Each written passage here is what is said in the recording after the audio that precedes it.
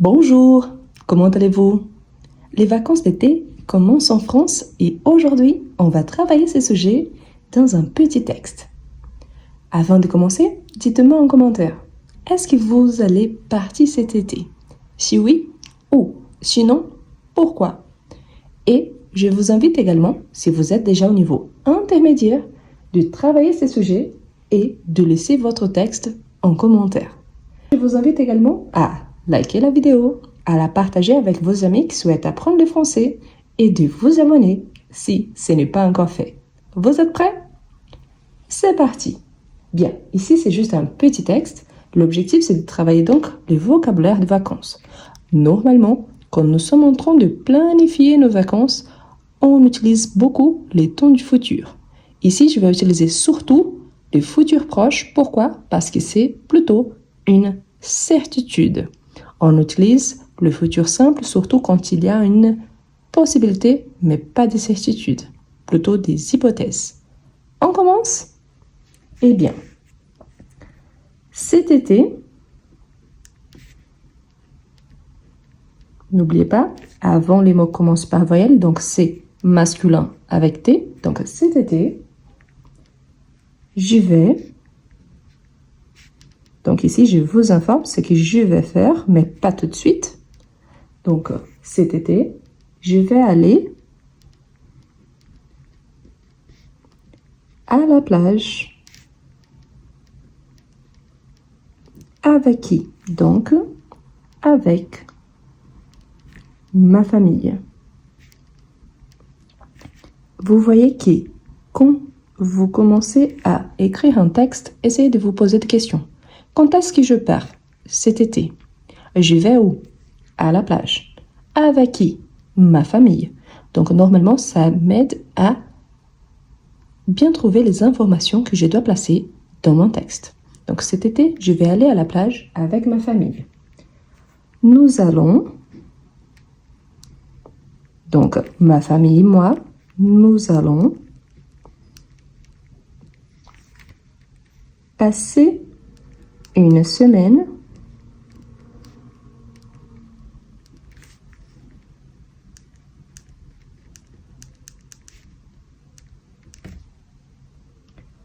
au bord de la mer. Pourquoi au bord de la mer? Parce qu'ici, je vous dis qu'on va à la plage, donc au bord de la mer. Donc, proche de la plage. Qu'est-ce qu'on va faire là-bas? Donc, maintenant, je commence à parler de mes activités. Donc, au long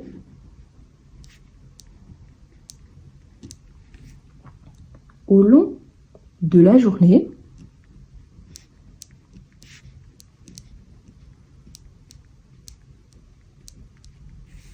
nous allons, n'oubliez pas, quand j'utilise les nous, c'est parce que c'est ma famille et moi, donc nous. Est-ce qu'on peut utiliser on? Oui, mais on, c'est plus informel. On pourrait dire on va. Surtout, je vous invite, si vous avez commencé ici avec on, vous continuez avec on. Si vous avez commencé avec nous, vous continuez avec nous. Quand on parle, surtout quand on s'exprime à l'oral, alterner entre les deux, il n'y a pas beaucoup de soucis. Mais quand on écrit, si on a utilisé on ici, on va les privilégier partout. Si on a utilisé nous, on va les privilégier partout.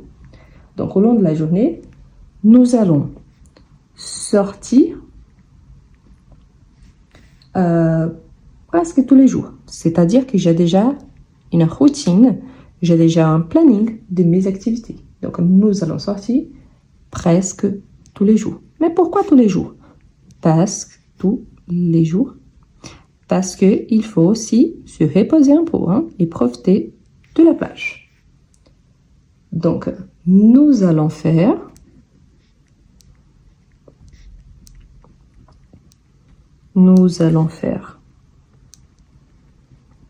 énormément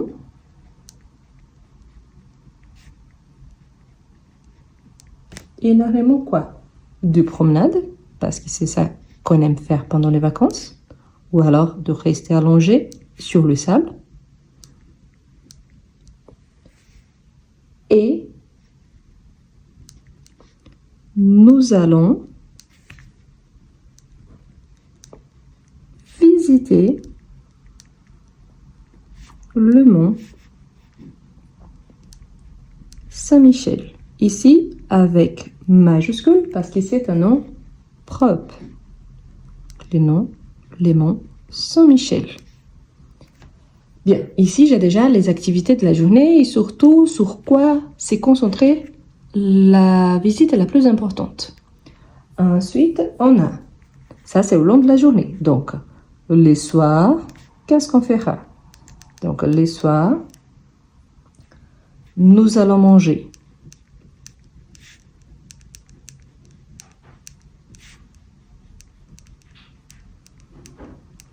des grillades.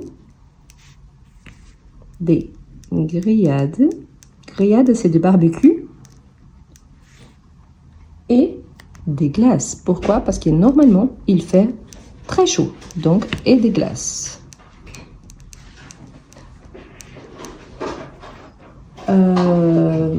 Et au-delà de ça, et nous allons regarder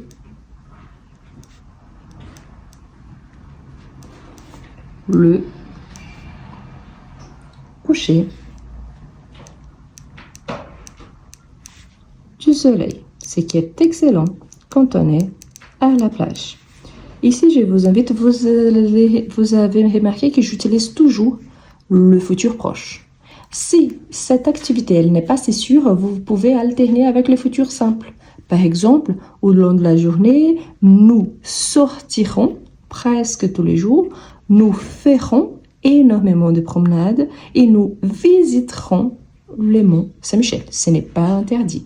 Dès qu'on n'est pas si sûr de quand et comment on fera ça. D'accord? Donc oui, c'est possible d'ajouter. Donc là, j'ai fini pour un texte au niveau débutant avec une phrase d'accroche. C'est justement pour attirer la personne qui est en train de lire, de savoir le pourquoi, mes motivations surtout. Donc ici, je peux dire, par exemple, je crois qu'ils seront, ici j'utilise le futur simple, ce seront des vacances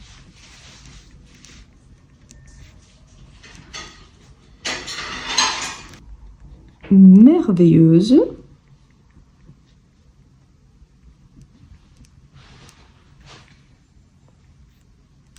et je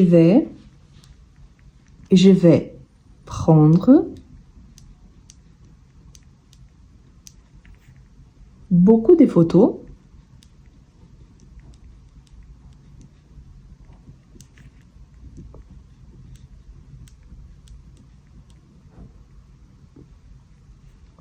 pour garder des beaux souvenirs.